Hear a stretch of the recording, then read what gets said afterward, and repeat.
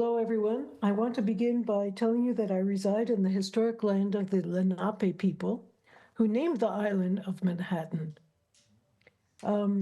It's more than a great honor to join you remotely there in Aotearoa, New Zealand. I offer these reflections with the hope that they're in the spirit of Te Ara Tika, and that if they're not, you will correct me. So, are you guys running the slides or am I? I guess we should have talked about that. Do you want me to share my screen or are the slides there?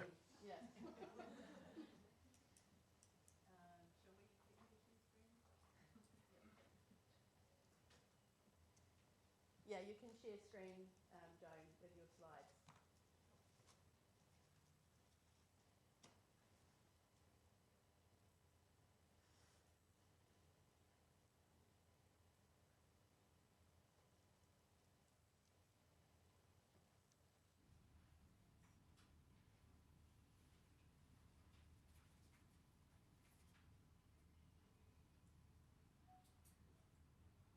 Okay, Yep.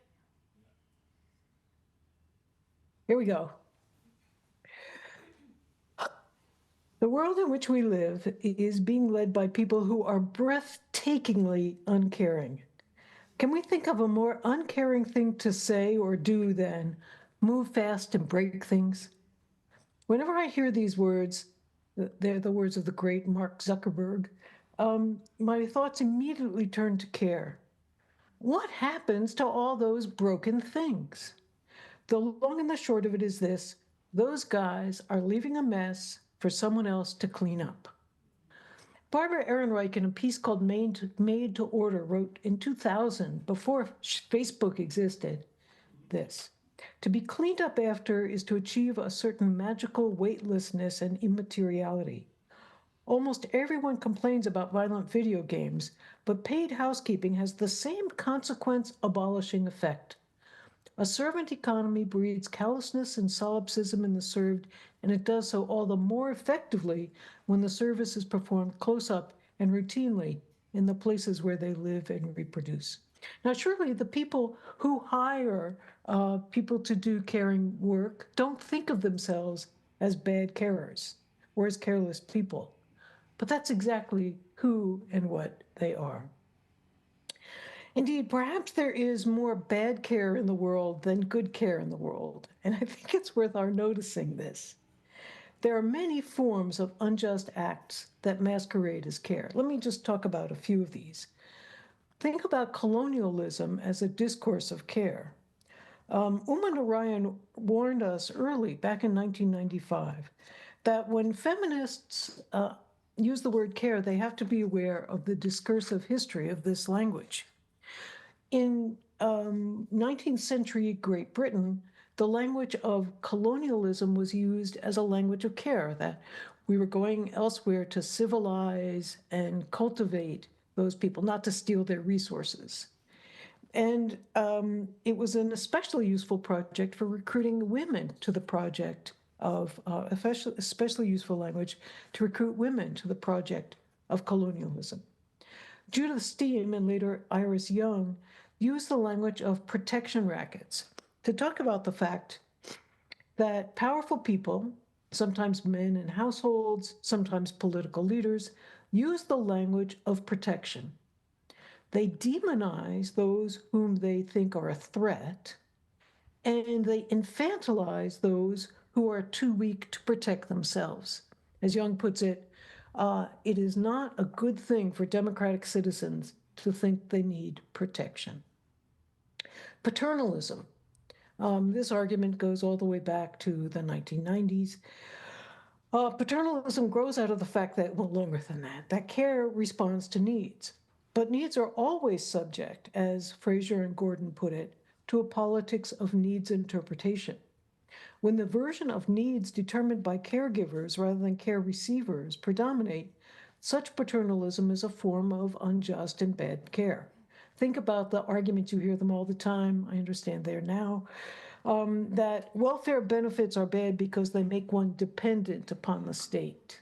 Bad to be dependent. better, we're going to cut you loose. Okay. Parochialism. Parochialism, that is, caring more for one's own family, group, neighborhood, community, often produces unjust care because it passes off harms to others without acknowledging them. For example, in the United States, property taxes finance education. That means that richer communities have much better schools than poor communities, ensuring that it's easier for children from wealthy communities to succeed. And finally, self-care. Now, not all forms of self-care are bad. For example, in the context of taking care of oneself in challenging situations, the Black Lives Matter, for example, recognize the importance of self-care as a vital part to continuing the movement. But self-care can become another form of bad care when it inoculates against insights. The extensive self-care industry is a way to justify capitalist extraction. The message is if you spend the right money on yourself, you'll be empowered, better able to face life's difficulties. So self-care, too, can be an uncaring thing, masquerading as care. So with all these forms of bad care, the key question becomes, how do we distinguish bad care from good care? How do we know when we are caring well or caring badly?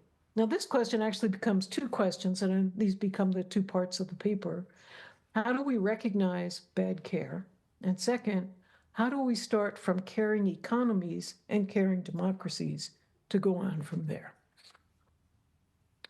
So, how do we recognize bad care? I have to tell you, my honest answer to this question is that we can't. We cannot do so entirely because, as Margaret Urban Walker argued in her wonderful book, Moral Understandings, morality shifts depending upon what the community believes are moral understandings. Walker didn't earn herself much favor from professional philosophers when she said they don't really have any insight into what morality is. Morality is a result of an ongoing argument and discussion within a particular community about what constitutes good and bad, and it changes over time. For example, homosexuality used to be roundly condemned by everyone, and now most people would say that if to deny people sexual expression is a violation of their human rights. So that's a shift. It's happened in my lifetime, I'm happy to say, and it's an example of the way moral understandings change.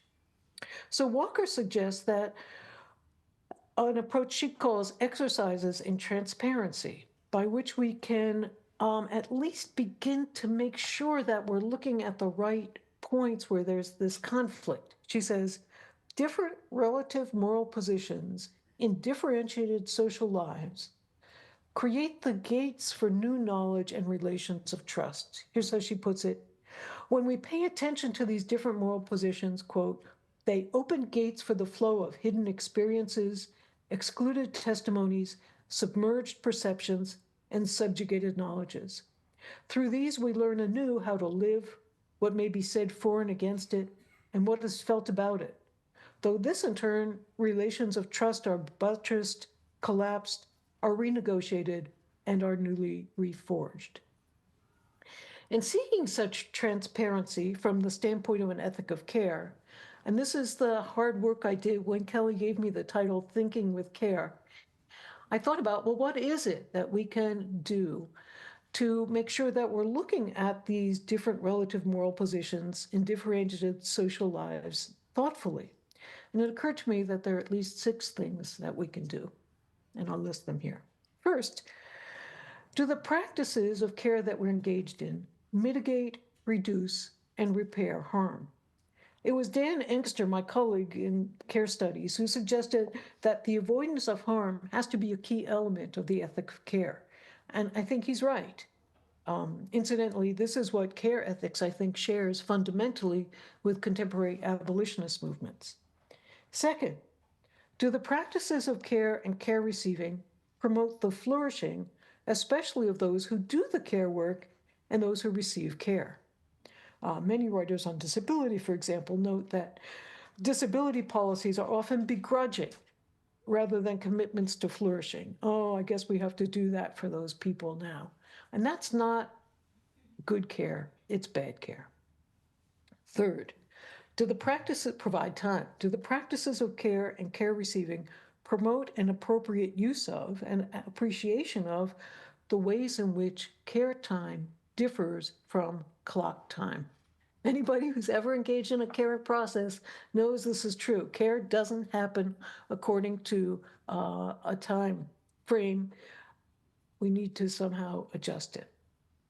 Fourth, is care anti-hierarchical? By this I mean, do the practices of care and care receiving allocate responsibility and decision-making to the appropriate and ideally most local level? In general, the more caregivers and care receivers who are close to the needs of care are involved in decision-making, the better that will be. But that's not the only response, right? Because it's also the case that sometimes issues can't be resolved on the local level and you need some other level of intervention. And so there has to be an appropriate level at which to make decision-making. Fifth, and we'll talk more about this later, vicious or virtuous circles of care. Look, practices of care beget other practices of care, and the question is the circle that they're creating a vicious circle of care or a virtuous circle of care? And finally, democracy. Do the practices of care and care receiving include everyone in the decision-making process who should be involved? Does everyone have a say in making the determinations of what care to give, what care to receive, how to set priorities for care? And if not, how can we amplify the voices of those who are traditionally excluded? Now, I'm sure I could generate an even longer list of questions to begin with. An exercise in transparency, as Walker put it. But individually, more importantly, collectively, we can always ask these kinds of questions of our own practices, and perhaps that will help us to decide whether, in fact, we are engaged in good care, or, as sometimes often happens, in care that's not ideal and is, in fact, sometimes even bad care. Okay, with that start, let's go on and talk now about care economies and caring democracies. How might caring economies mitigate against bad care? And why does a political framing of caring democracies become an essential part of caring economies? That's the question we'll take up now. And first, I want to praise caring economies by distinguishing them from the care economy. And then I want to use an example to illustrate this point, and then turn to the necessity for politics here. So let's begin by talking about the language that's used in UN documents and in ILO documents, the care economy. To me, the care economy already signals that we're living in the world of Mr. Homo economicus.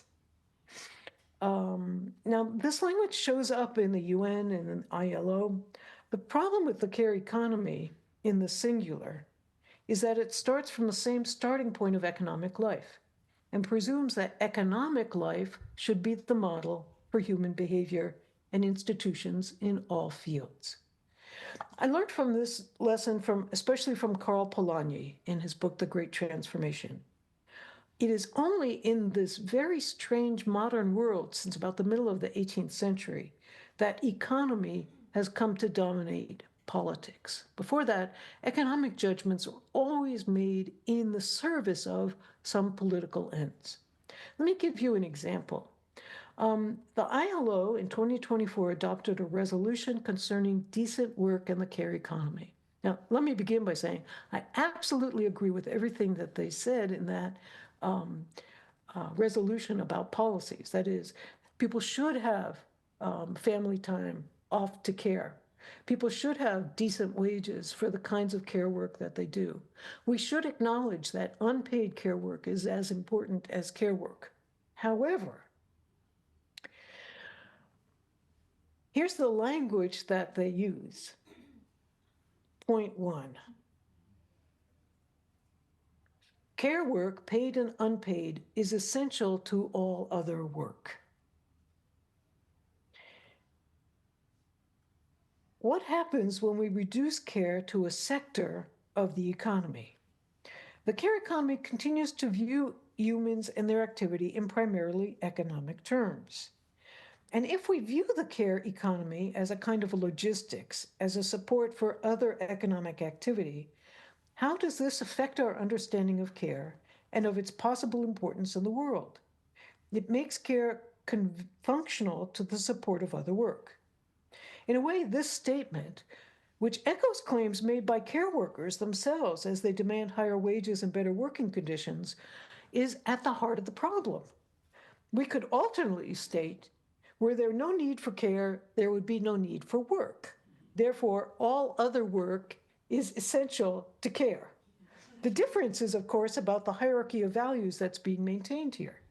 In an economy in which people are labor, the rest of life becomes a backdrop by which people are made into the productive commodity called labor, that is, through a process of reproduction.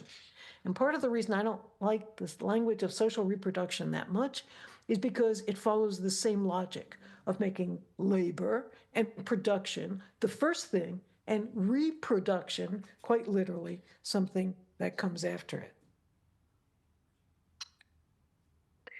So an extreme example of this is, I'm going to go back to our dear friend Mark Zuckerberg. There's a little red book that gets handed to every person who works at Facebook, according to Sarah Wynne Williams in her book, Careless People. And this is a quotation from the Little Red Book. I'm old enough to remember when the Little Red Book was moused, but never mind. Our philosophy on perks is that we want to provide services that are utilitarian and help people with things they need in order to help them focus on our long-term goals. Everyone needs to eat, everyone needs to do laundry, everyone needs health services, everyone needs to get to work.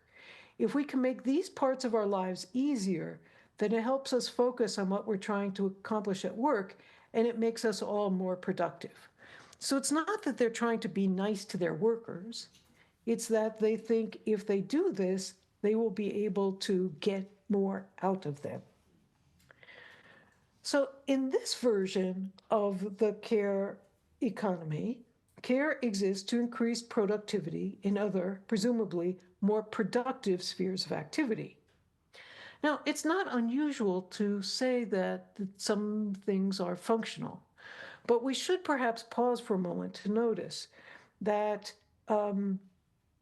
within the Western tradition, as long ago as Susan Oken noted, women are viewed as functional and men are viewed as somehow essential. As Oken put it, the philosophers always ask, what are men like? What is their nature? And what are women for? And if you start from that distinction, you are going to end up with inequality. And it's the same thing here about function. Now, of course, we could say that care is always functional. Here's the famous definition of care that Berenice Fisher and I devised back in 1990. On the most general level, we suggest that caring be viewed as a species activity that includes everything that we do to maintain, continue, and repair our world so that we can live in it as well as possible. Yeah, you know this, right? But there's a difference between this kind of functioning, isn't there? To maintain, continue, and repair the world so that we can live in it as well as possible, which is a different goal from care work is essential to all other work. So to conclude this point, using this language of the care economy and viewing care as a sphere of, or a sector of the global political economy leaves it within the Homo economicus model. It doesn't change that. And well, all of the accomplishments, and they really have been extraordinary accomplishments in the last 50 years, to make the work of women count more and to make care work count more, it's still always going to be behind because of the way this is structured economically. So here's the contrast. In contrast, care economies, I think, are aiming at homines curans. By the way, the Latin here is not made up. I didn't make it up. It's actually from Albert the Great, who called humans creatures of care. So this phrase, care economies in the plural, was first used by Riane Eisler in 2007. And the other person whose work I've found it in the most is, of course, Kelly herself, Kelly Dombrowski. To speak of the plural of economies is to recognize that economies can pursue goals other than the singular pursuit of profit, that multiple ends can be pursued, and among those ends can be the end of caring well. In this way, caring economies further the economic interests of homines curans, caring humans, rather than solely the profit-seeking homo economicus, economic man. Now, others have pointed to this existence of alternative economies, such as commoning and bartering, going back to J.K. Gibson Graham's work, and to alternative care infrastructures that people are talking about. For example, Zabatos Campos has just published a piece about community refrigerators. What caring economies require and what distinguishes them is a feedback loop to assess the caring effects of economic policies, as well as the fiscal or economic effects of those policies. Rather than asking, is this profitable? Have we got all the value that we can out of it economically? We can ask other questions. And it's possible to assess the caring effects of economic policies, and they require that we have a plurality of economic ends, not just the maximization of profits, which guides human life, including economic life. Consider this humble example. If factories did not have to build safeguards to protect worker safety, they could certainly operate more cheaply. But we've decided, as citizens, to insert the value of worker safety into the economies of running factories. What would happen if we were to insert the value of caring into all of our economic activities? And perhaps one way to do that would be to insist that we have care impact statements for proposals. In fact, a given proposal might not maximize profit, but we might ask the question, how do we measure, and this is the work for you guys who are economists, how do we measure, assess, and make sense of such alternatives? As I was thinking about this, I thought about bourgeois virtues who've been championed by such supporters of capitalism as Deirdre McCloskey.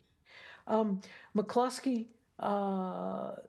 makes the argument that there's some virtues that really are worth celebrating that come out of the bourgeoisie and capitalism. For example, thriftiness.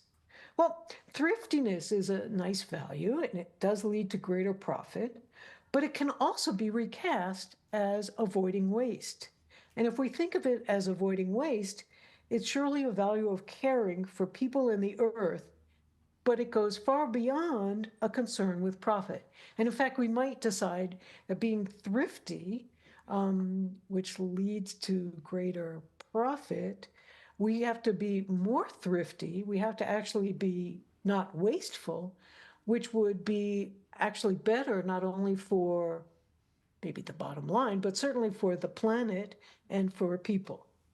So caring economies can generate, and this is the work we have to do, can generate such an alternative framework of caring values and then figure out ways to measure whether or not those caring values are actually working. This sounded very abstract to me, so I decided to try to think of an example. And so let me turn now to an example. An example that's actually been very interesting to me for some time is the example of school lunches. And I say this because when I lived in Minnesota, kids who were poor got a discount on the price of their school lunch. But if their parents, for one reason or another, hadn't paid the $6 to the school every week, and it had to be done every week, if they didn't do that, they got, instead of getting a nice hot lunch, they got a cheese sandwich, 2 pieces of bread with some cheese slapped between them. And you can imagine what this did to the kids. It made them miserable because it was humiliating to be given this alternate lunch because your parents hadn't paid the $6.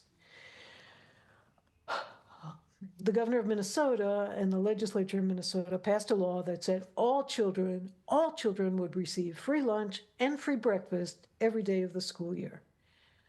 So think about this example. Because in New Zealand, as I understand it, the policies about school lunches have also been contentious. There was a school lunch program, the conservative government came in and changed it, and now it's set to expire next year, regardless of what happens. So the new government decided to use economies of scale to deliver cheaper meals by awarding a large contract to one main provider rather than allowing schools that qualified to provide their own lunches. Associate Education Minister David Seymour considered that $130 million was saved in this, his language, smarter program. Others saw many losses to this school lunch program. When a 2023 Treasury report had found that school lunch programs help children get more nutrition, they said it didn't necessarily improve educational outcomes. And therefore, it was kind of a bad investment because it wasn't really, oh my God, kids were getting food, and they were doing better because they were eating better, but it wasn't necessarily improving school outcomes. But not everyone agrees with this view about school outcomes. Here is a principal from Titipunga High School up in the North Island. Principal Emma Leyland put it this way: attendance has improved, achievement has improved, behavior has improved, and of course, relationships have improved. Staff sit and eat with the children and practice relationship building, which is really important to us. On the other hand, and according to the reporter, the students enjoyed the lunches. They showed gratitude towards the staff who made the lunches, and the shy kids did not feel embarrassed to eat in front of their classmates. Think how important that is. On the other hand, afterwards, Principal Aisha Burns at Lincoln Heights School wrote this: you know, we're back to seeing kids going, actually, I don't want to be the child that's taking a lunch. So the new lunch is all, this fast food stuff prepared in microwavable containers. And the kids make fun of it because it's bad. And so the kids who actually really need to eat this food because it's the only food they're going to get maybe all day don't want to look stupid in front of the other kids. And so they turn it down. They say, I don't want to eat that lunch. And so the kids are going hungry because the food lunches are just not edible. So in his press release, Seymour had complained that 10,000 lunches were going uneaten each day, though many uneaten meals were turned over to the community to feed farm animals or to feed the community itself. But a recent report shows that in March and April 2025, the problem of waste persists. 17,400 meals were uneaten in Northland schools. And so you see this comment. We know that kids are actually going hungry because they don't want to be seen as taking a lunch. So now let me return briefly to the criteria I suggested to think about whether a policy is offering good or bad care. Perhaps we should be more nuanced and say better care or not. And we might evaluate this policy this way. So if the goal was to make the program cheaper, it succeeded, right? On the other hand, let us return to the criteria I introduced earlier and think about the lunch program through it. Mitigate, reduce harm. How many children are eating the meals? How much food waste is there? Well, the evidence is that, in fact, not all the children are eating the food and the level of waste remains. Promote flourishing. Are the meals good? Are the staff still sitting down with the children to eat the meals off of plates? Is educational achievement affected? Does the school feel like a part of the community? Do the people feel grateful? Do the children feel grateful for the meals? Or do they feel as if they're a problem that has to be solved? Time. Do fast food prepared meals offset the experience of sitting in real time to eat meals prepared by an on-site staff? Are mealtimes something to get through or an occasion for community? And that's really the kind of question that we ask about care all the time, and care and time, always. Anti-hierarchical. So, how do you overcome the stigma of being the student who needs to eat the school lunch? What happens to your sense of equality, of dignity, of gratitude under these circumstances? And does this produce vicious or virtuous circles of care? I'll quote Principal Leisha Burns again. Since voicing concerns about issues with the school lunch, Burns said she was getting feedback that her kids were simply ungrateful. To that, she has this message. Our children in our community are very grateful, and they are also taxpayers. The children that we are nurturing will go on to be taxpayers. If we invest in this now, the likelihood is that as a nation, we will be stronger because we will have children who understand the importance of investing in people who are vulnerable. So if we go back to this question of democratic, it's a really interesting question. Is it better to have a national food company making decisions about what to serve for school lunch? Or is it better to give this decision back to the people in the locality who are familiar with the needs and tastes of the people in the community, who can hire people to do the work, who can feed the community with leftover meals, who can feed the pigs in the farm? And how can an education minister say that he knows what the taxpayers want, when in fact some taxpayers probably do want this alternative frame for lunch?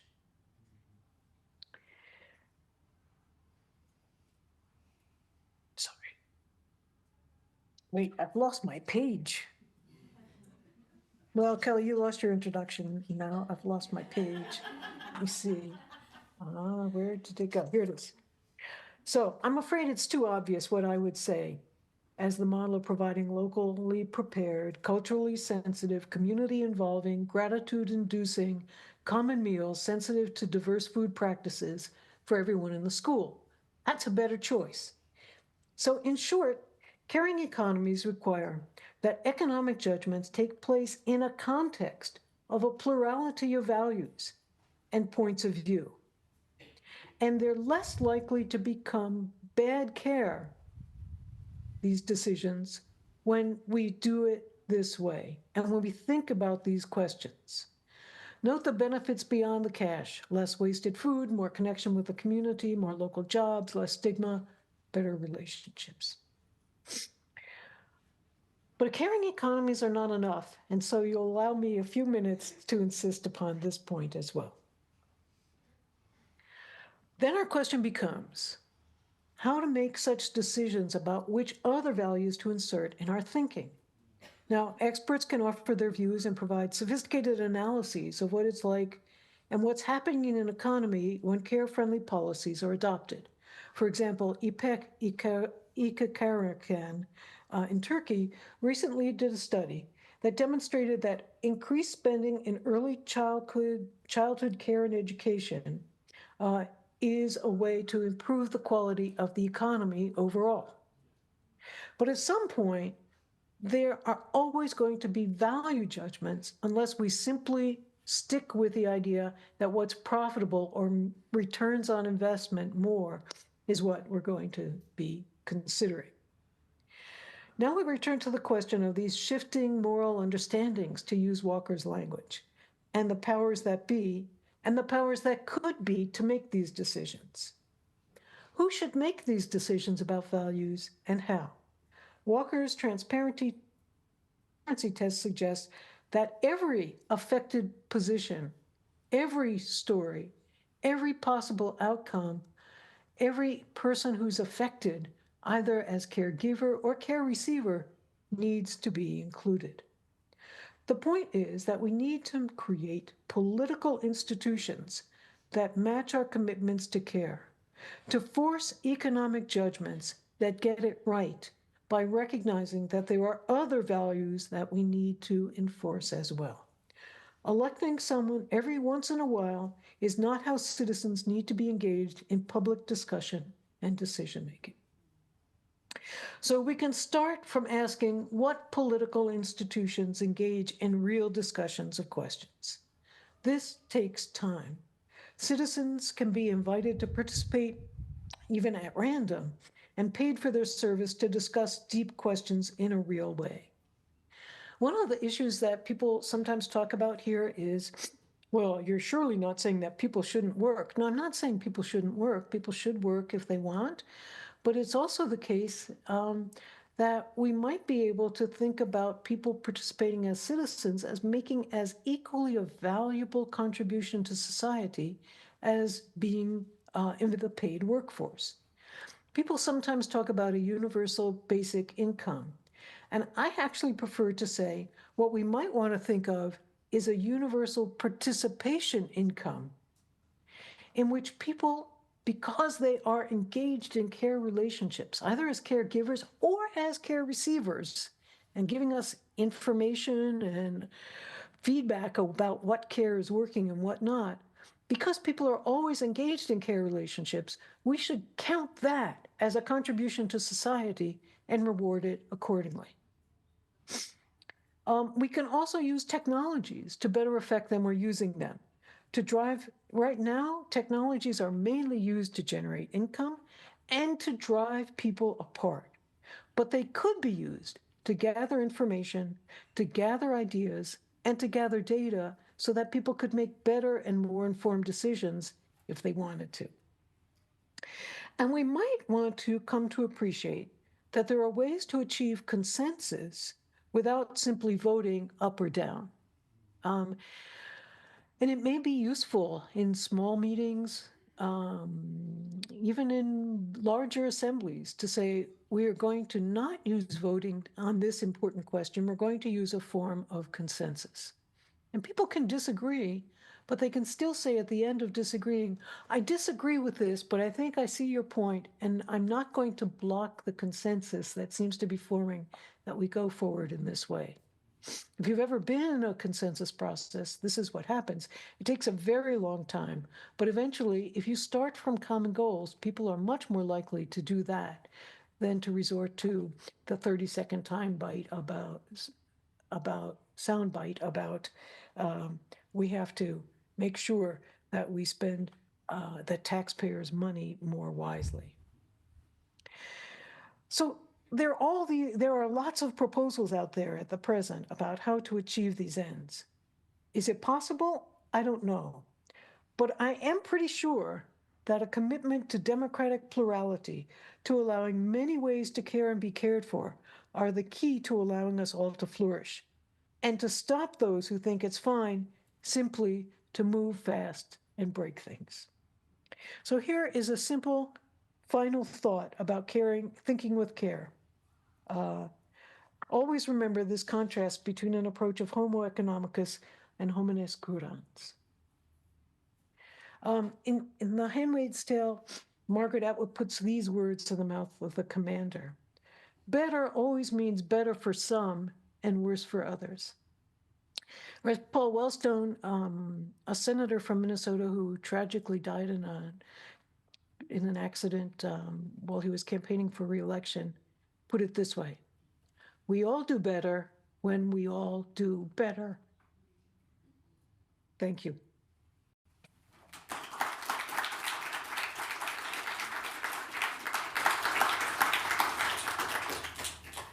Wow, thank you, Joan. Thank you for the care that you took to spend time on the internet looking at the school lunch issue, which is a dark place. And I really felt that. I have 4 children. It's affected us in different ways for each of those children. And yeah, I really felt the care that you took to connect with where we are and what's likely to resonate with us. So thank you for that. I could talk to you all day, but I have a responsibility to our guests and our speakers here. So I'm not the respondent. It is Dr Joni Angeli Gordon, who will speak first. And I found my introduction for Joni as well. Dr Joni Angeli Gordon is Ngāpuhi, Ngāti Whātua and Te Roroa, and she's a Kairangahau Mātua or Senior Research Fellow at Te Manawa Haukura Rangahau Centre at Te Wānanga o Aotearoa.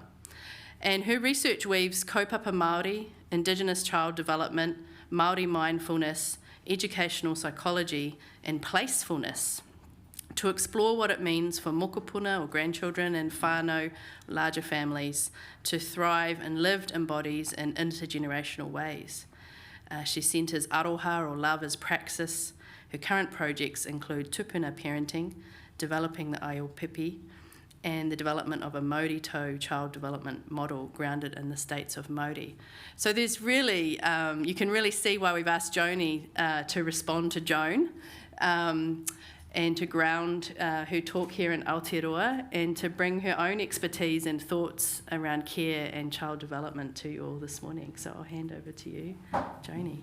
And I think, let me just check what happened with the slides, because we did have Joan's slides on here too. So you can have a quick review, everybody, be tested on that later.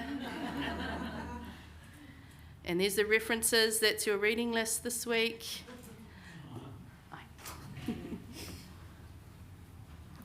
Tōtahi nei, me mihi ka tika ki te whare.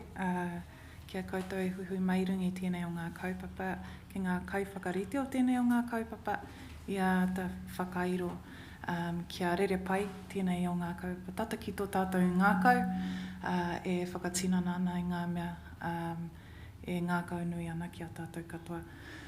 It's a real honour to be able to respond, and I feel really humbled. And I'm kind of prefacing it by saying these are my lay ponderings, because I have just recently, just in the last winter gone, participated in the Community Economies winter school. So it's only just recently that I've gone, oh, actually I think the work that I do is around this. So I didn't realise that until just a couple of months ago. So since then it's kind of been a flurry of thinking and aligning and realising where the resonance in my work are in relation to the beautiful work that you all do in this space too, and considering it from my particular lens, my particular flavour as a Māori woman who looks at Māori stuff and thinks kids are way better than adults, so that's what I look at.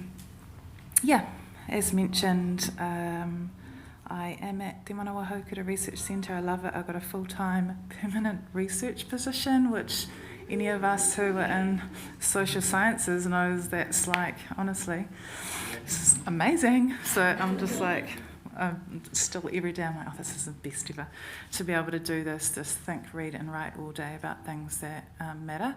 I have a background in teaching though. I was a teacher for 11 years in mainstream and kura kaupapa Māori immersion schooling, and that's and children have always been what matters to me most. That's what's always called me to look at and think about and theorise about and write about.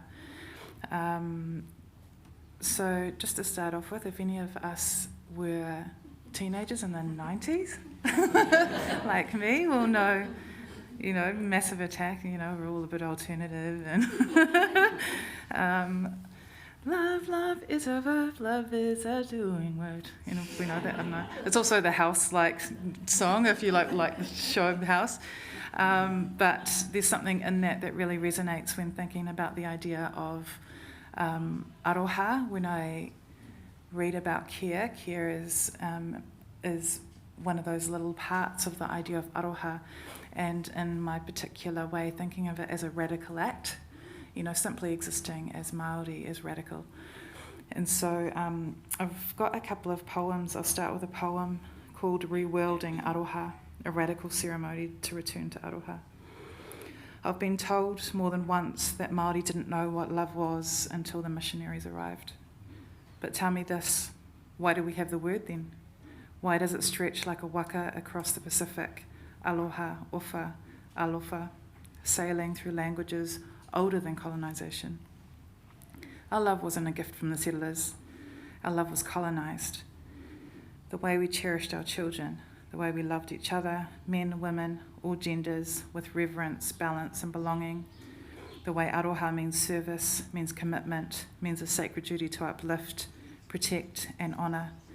You may have tried to reframe our love into obedience, tried to silence its rhythms with shame, convince us that we would still be savages, albeit noble, if you hadn't interrupted our savagery.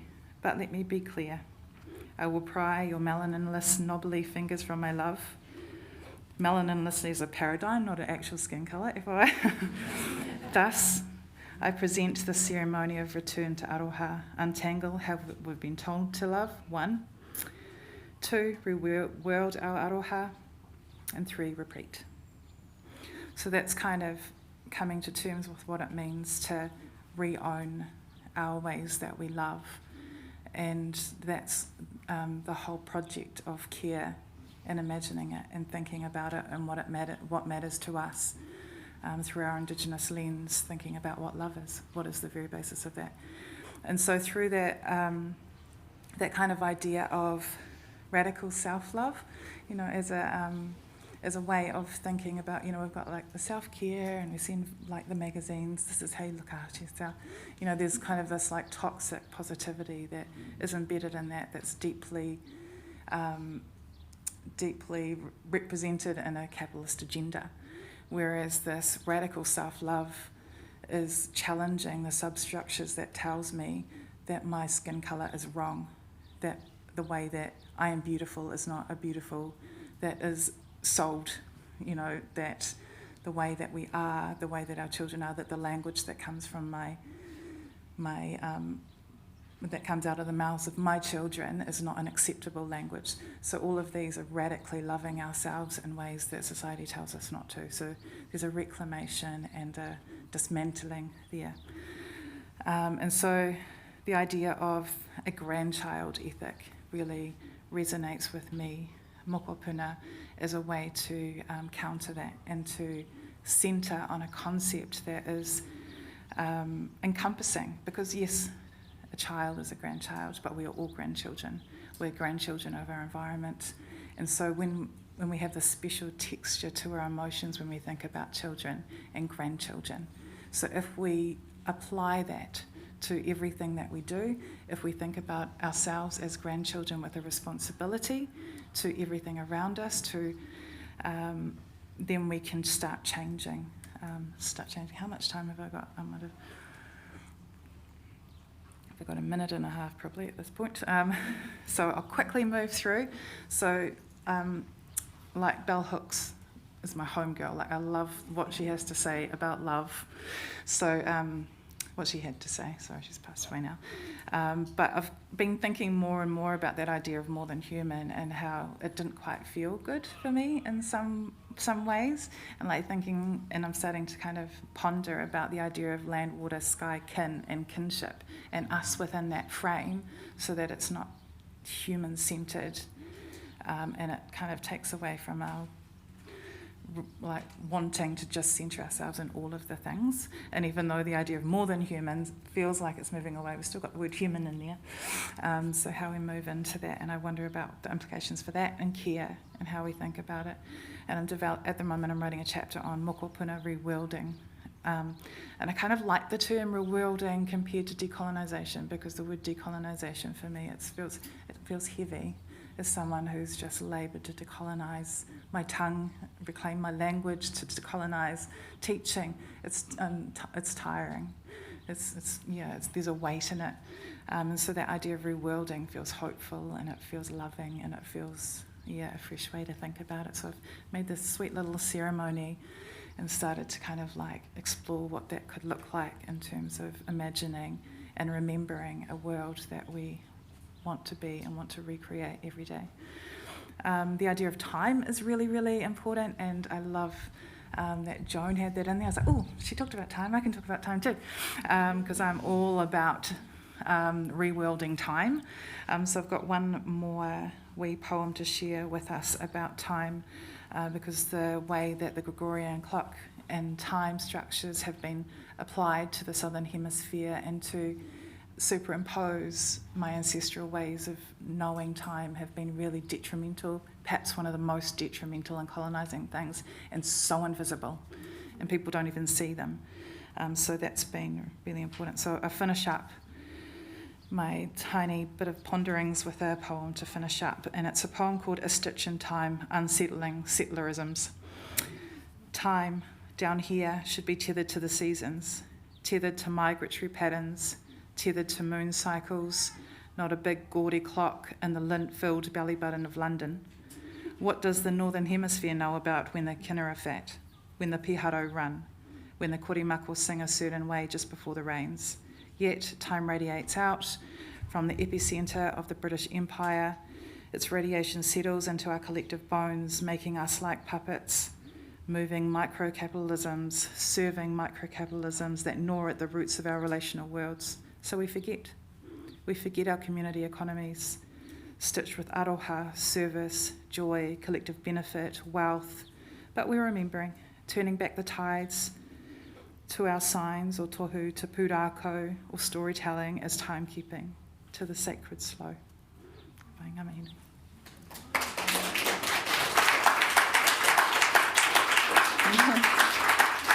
little plug for my tiny little research lab. Kia ora, ngā mihi. I love that there's poetry, and Joni just said this morning, have I read the room right? Is this the place I can read poetry? And on your behalf, I said, yes, definitely. Yeah, that was beautiful. And so it's so incredible with poetry how you can distill down, an hour's talk into... Academics should do more poetry, I think, It's also my pleasure to introduce Ellie Tapsell, who is our next respondent. And I read Ellie's, I'm going to introduce you properly from my thing too, but before that, I read Ellie's master's thesis where she actually engages quite deeply with Joan's work and her own thinking as well. So I thought, what a perfect person to come and respond. So Ellie Tapsell, Te Arawa Tainui, is a research fellow at Te Kawa a Maui. Her work focuses on how governance and policy can better protect te taiao environment through te tiriti o Waitangi, through tikanga and care-informed relationships. She's the author of Caring for Our Special Places and Relationships, Guidance on Relational Approaches to Environmental Governance in Aotearoa for Policy and Decision Makers. And this is a resource designed to support policymakers, project leaders and decision makers to reflect on their relationships with mana whenua and the environment, and to embed care-based approaches into environmental governance. So much crossover with what Joan was suggesting today. I had something else in my head I was going to say. It's gone out of my head. But let's give Ellie a round of applause.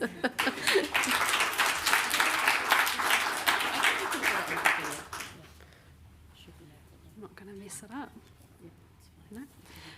Tēnā rā tātou. Ai, ka mihi tēnei uri o Ngāti Whakauē o Ngāti Raukawa ki tēnei whare ātāhua ko te rau karamu. O te rau ki te haukainga e mihi ana ki ngā kai whakarite ki a koe Kelly nau tātou I huihui ai, so tēnā koe. Kei taku tuakana e mihi ana I o kupu ātāhua. Ki a koe Joan. I'm fangirling. I feel really, really honoured to be here to speak to all of you, but also to engage with Joan because I engaged very deeply with your work when I was doing my master's in 2022. And I'm going to start by talking about that because I want to acknowledge how influential, I'm looking over there, I'm not sure if that's where she is, how influential your work was on me and helping me to voice some of the concerns and ideas that I had about environmental governance and governance more generally in Aotearoa. Your particularly the writing on a political ethic of care helped me to highlight an interesting care dynamic in Aotearoa, particularly that of the historic and contemporary lack of, or maybe we could call it, Joan, unjust care towards Māori from the Crown or from the colonial government. And not just towards Māori, towards their whenua as well, jointly. And despite that lack of care, there has been a continuous act by Māori and by Māori whenua to care for the Crown and to honour the treaty relationship, but also to care for non-Indigenous populations here. And so I guess kind of what I mean by that is there's been a joint exploitation of whenua, but also Māori communities for the sake of a settler state. And part of this also includes that Māori communities and our tikanga and our knowledge is working to clean up after colonisation, and that's happened in many ways for a very long time. In the legislation and policy space, which is kind of what I looked at more closely at my master's, we can see this in the ways that tikanga often is being used to voice the lack of care in our governance system. So an example in the environmental space might be, even though I know it's being changed now, but te mana o te wai. So that was a policy that came in and used a tikanga concept to highlight the significance of water, and also that we could protect it better, right? And in local government, we often see tikanga concepts being used in planning documents, and so a very common one is ki uta ki tai, which is a concept that helps to have holistic management of an area, so not just the coastal area, but also all the way up to the start of the awa, so catchment care, we could call it. And then outside of Parliament as well, tikanga is informing environmental care kind of under the concept of kaitiakitanga. And also during times of crisis, marae and tikanga are there as sanctuaries for the whole nation to support us in those hard times. And also in times of like national celebration, we have waiata and haka, and we see iwi supporting us to unify us. And that care work is often unreciprocated or undervalued. And am I talking too fast? Okay.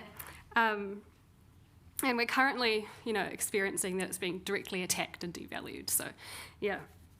And because of those findings in my master's and being able to use a political ethic of care to kind of think about these things, I was able to talk about the care work that Māori do as like cultural labour and cultural care labour. And the big issue that I had was that was happening, but there was an imbalance, and Māori don't have the political authority or power that they deserve, particularly given how much care we're giving. So there's a huge imbalance there. And I was able to use your theories, Joan, to really articulate that and also provide some recommendations for how I thought things could change in the policy space. So yeah, a huge mihi to you. And I just want to note what Joni talked about exhaustion. Māori are exhausted, but we continue to care. And unfortunately, since writing my master's, things have changed for the worse. And the political climate is, actively removing te tiriti and tikanga from policy and legislation spaces.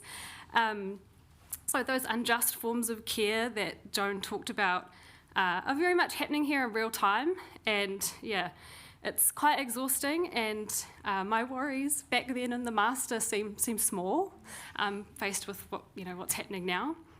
Despite this, and what I've already kind of alluded to, all over Aotearoa there are amazing pockets of what I would think align with what Joan has been talking about care economies.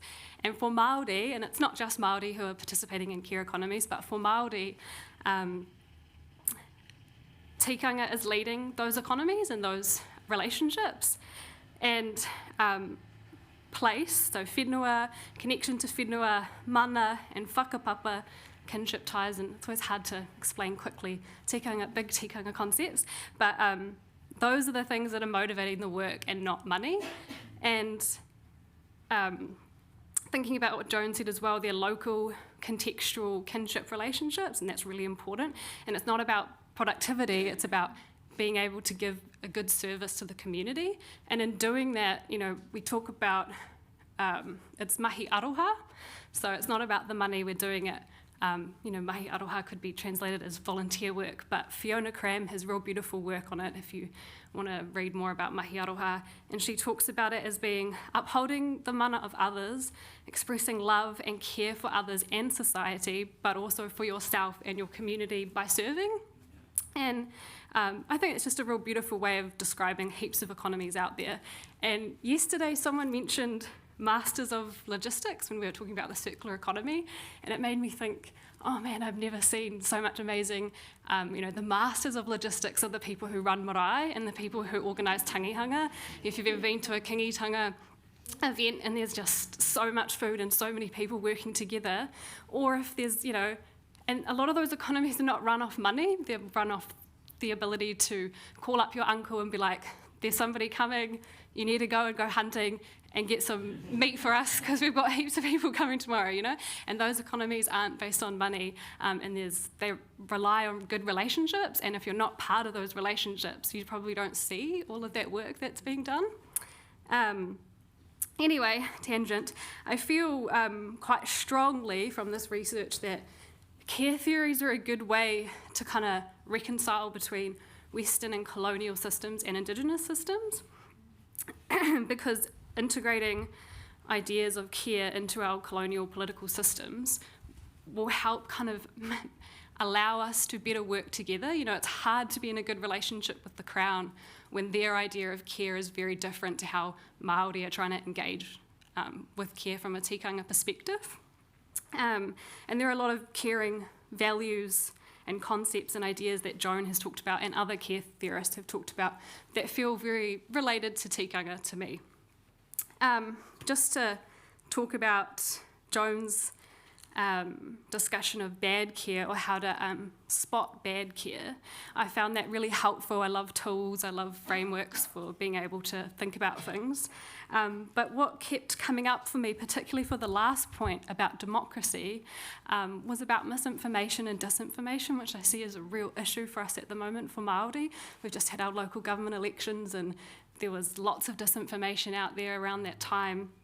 And often the people who are sharing this disinformation about our histories here, climate change, te tiriti o Waitangi, Māori rights and authority, are one, in positions of power, but also using democracy as a way to uplift their kōrero, talking about freedom of speech and those kind of values, when actually what they're saying is inciting discrimination, but also violating human rights sometimes. And so I wonder, Joan and anyone here, what do we do? How do we care through that divide in democracy? Because it's really affecting our social cohesion, and it makes me feel sort of a bit disillusioned by the idea of democracy, because if everyone gets to speak, what do we do when some people are speaking really loudly with false information? And how do we care for those communities that are being targeted by misinformation, because there are lots of communities being targeted, but then how do we care for our whānau who are being indoctrinated by misinformation, and how do we care across those spaces, particularly when democracy is being used to is being weaponised in part of this process.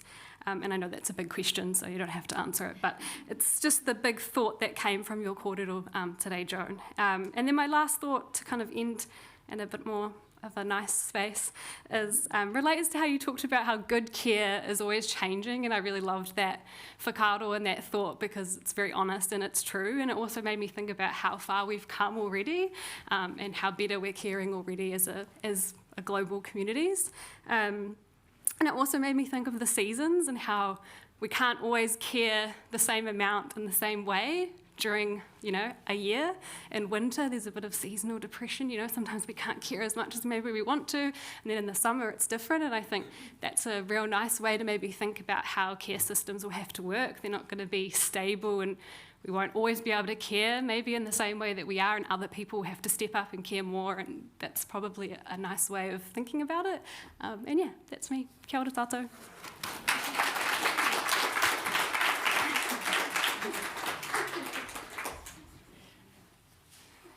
I wonder, tech team, if we could have Joan back up on the screen, and if she wants to say anything. We've got a few minutes here.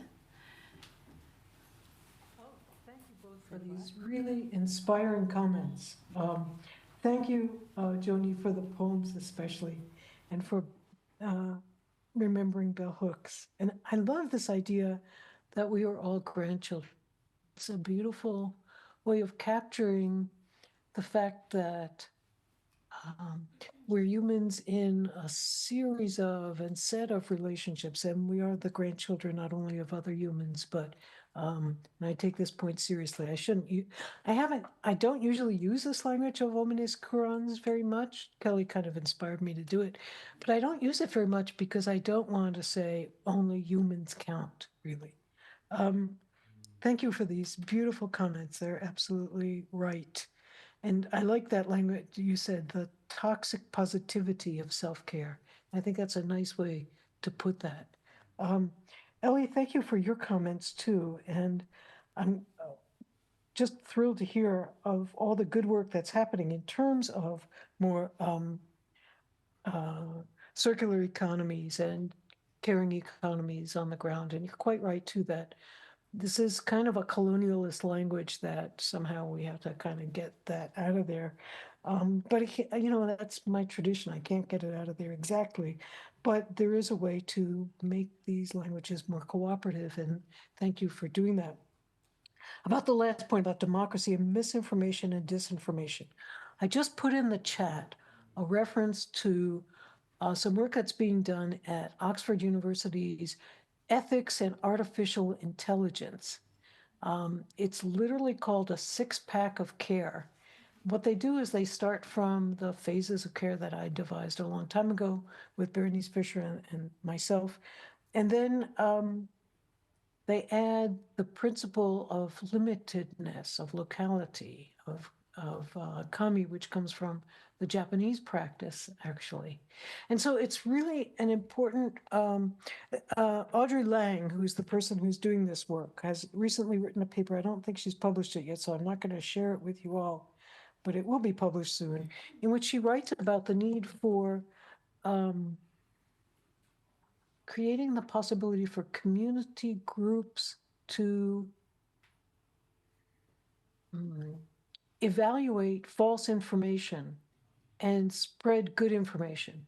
But she also suggests early in this piece on 6-pack of care that one of the things that we would do if we were democratically organizing what happens on the internet is we wouldn't allow anybody to forward any message. If you want to say something, you have to say it. You can't reply. You can't hit forward. You can't hit like or dislike. All of that takes communication out of the capacity of people to actually engage with each other. And if we, you know, Mark Zuckerberg again, if we were to stop all of that, we would be able to make it possible for much better communication to happen. So there may even just be tweaks to the way that we organize what's already available to us that would make it possible for people to engage in actual discussion with each other that might make it better. So the possibilities, once we begin to start thinking about these things, we'll see more possibilities for ways to make it better. So I'm a little optimistic, even though you guys are living as, well, I won't say that I'm not familiar with the idea of being disappointed in the current government and its rolling back of all forms of progress. Thank you. Yeah. Hey, team, this might be a time to crack out our te aroha if anybody wants to stand up, and we'll start us off. Te aroha, te whakapono, me te rangi mai e